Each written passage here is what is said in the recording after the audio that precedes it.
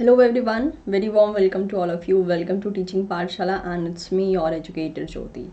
आज के इस वीडियो में हम बात करने वाले हैं आपके कल के एग्ज़ाम के बारे में। दैट मीन्स वो एग्ज़ाम जो कि 21 नवंबर 2020 को हेल्ड हुआ था और एक्चुअल में ये एग्ज़ाम जून के अटेम्प्ट के लिए था जो कि पोस्टपोन होकर नवंबर के एग्ज़ाम में हेल्ड हुआ था।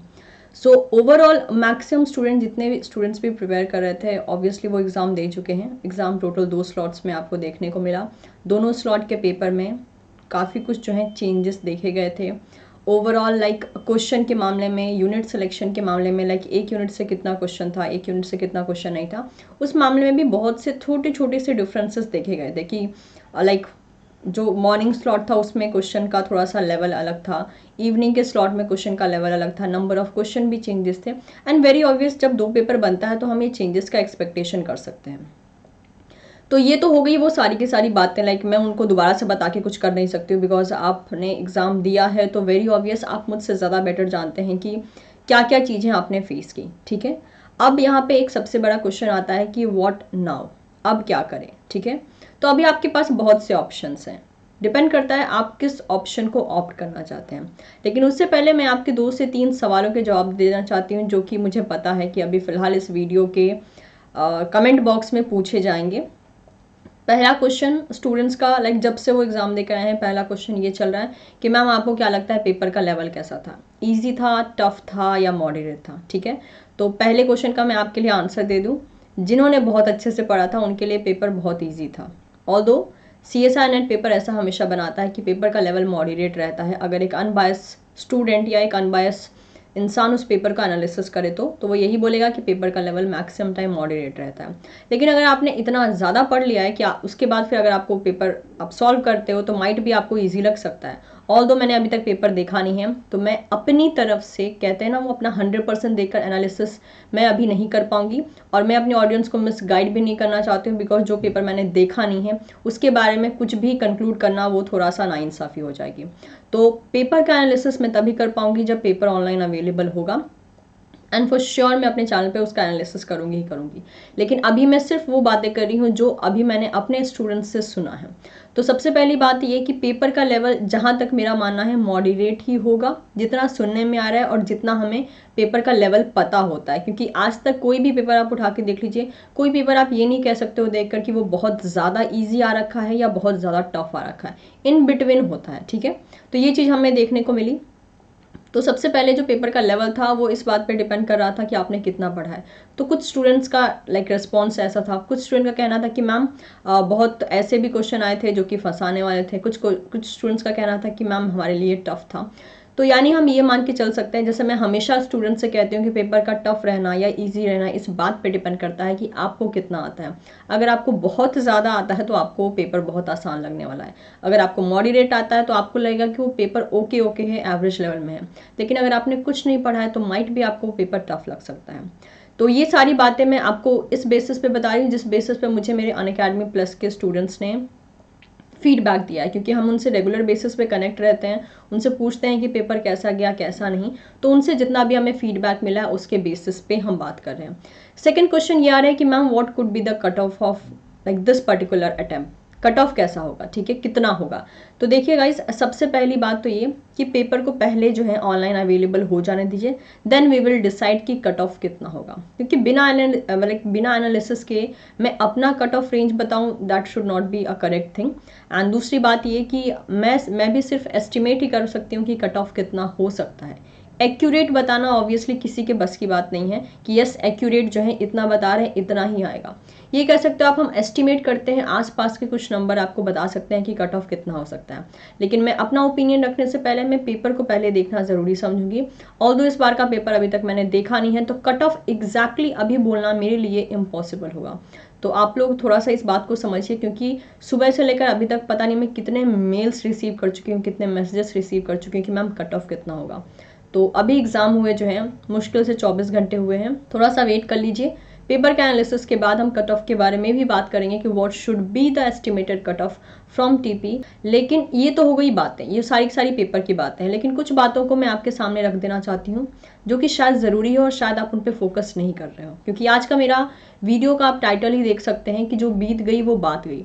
और ये बात मुझे आपसे इसलिए कहना पड़ रहा है क्योंकि मैं देख रही हूँ कि बीइंग एन स्टूडेंट, आप मेरे सारे स्टूडेंट्स हो, मैं आपकी एजुकेटर हूँ, सही गलत के मामले में हमेशा गाइड करना मेरा रिस्पॉन्सिबिलिटी मेरी बनती है। तो उसी के बेसिस पे कह रही हूँ मैं कि अभी जो पेपर आपका हो गया है, कुछ दिनों में ही आपकी रिस्पॉन्स शीट आ जाएगी, उसके बाद आंसर की भी आ जाएगी, आपको आंसर पता चल ही जाना है। तो कोई यूज़ नहीं होगा अगर आप अपने आप को अनवांटेड कन्वर्सेशन में इन्वॉल्व करके रखते हो तो, क्योंकि इन केस आप जो है उन्हीं क्वेश्चंस पे फोकस कर रहे हो जो कि अभी हो चुके हैं, और उन क्वेश्चंस का आंसर आपने सही किया या गलत किया अभी ये आपके हाथ में नहीं है। लेकिन एक बहुत ही इंपॉर्टेंट चीज़ है जो कि आने वाली है, वो है आपके 2 exams, that is your ICMR and gate.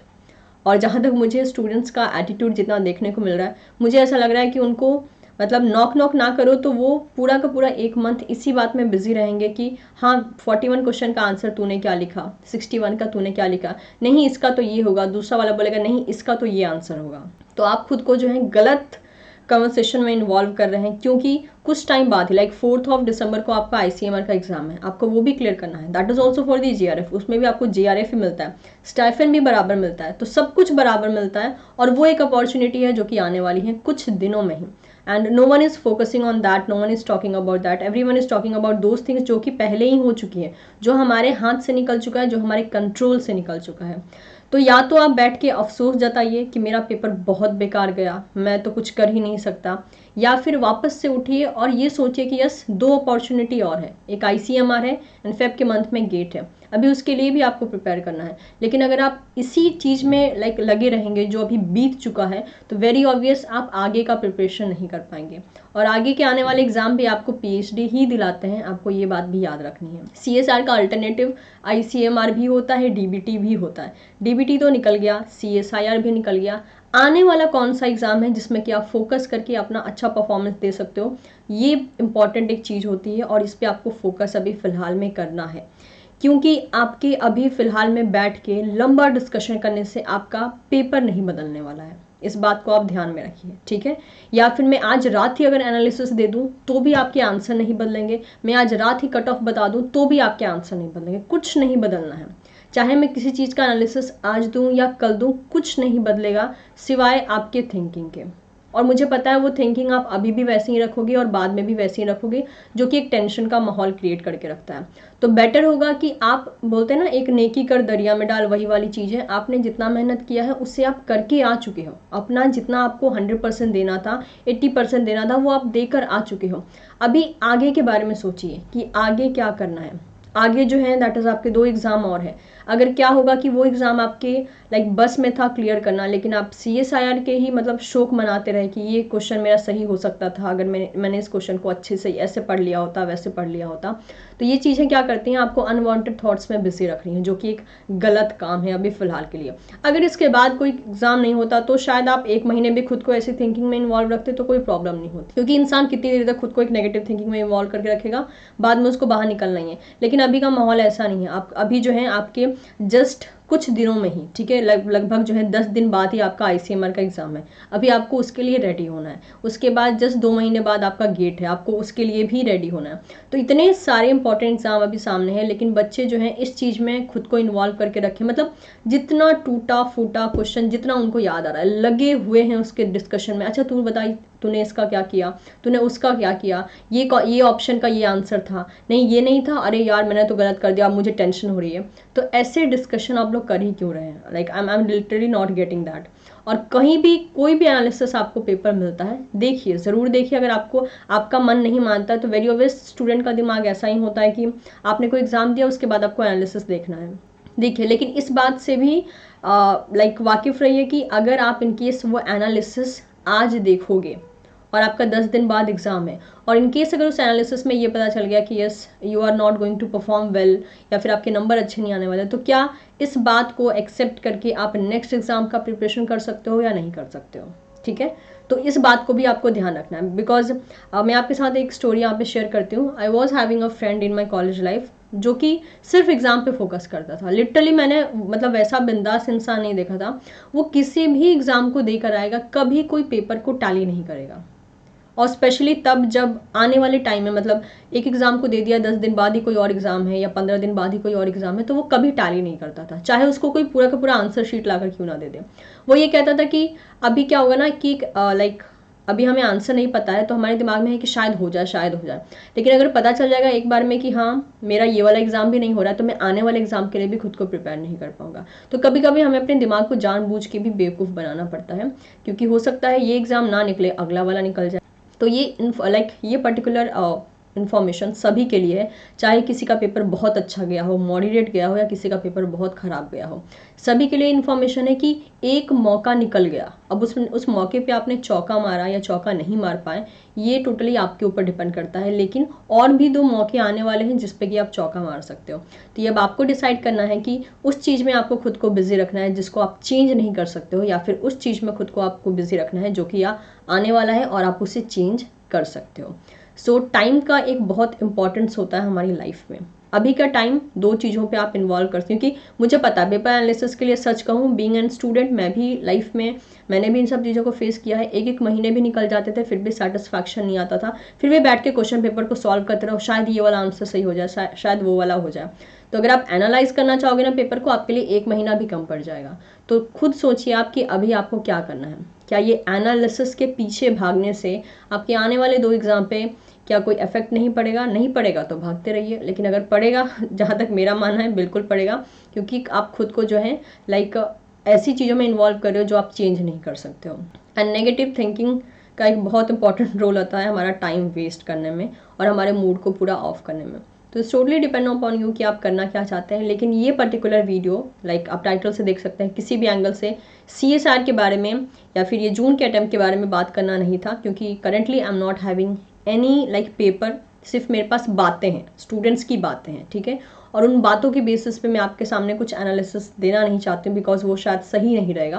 कुछ बातें इस स्टूडेंट ने कहा है, कुछ बातें उसने कहा है, कुछ बातें किसी और स्टूडेंट ने कहा है, मैम ऐसा ऐसा क्वेश्चन आया था, ऐसा ऐसा स्कीम बना के आया था, ऐसा डायग्राम था, ऐसा ग्राफ था। मतलब आधी अधूरी बातों को लेकर बात करने में उतना मज़ा नहीं है, वेरी ऑब्वियस। क्योंकि जब बात करना ही है तो बेटर है कि पेपर हाथ में हो, क्वेश्चन सामने हो, और उसके बाद देखो कि यस क्या हो सकता है आंसर। तो बहुत ही जल्द वो टाइम भी आएगा जब मैं आपके सामने पेपर का एनालिसिस करूँगी, एक बार मेरे जो पेपर है वो मेरे हाथ में लग जाए तो।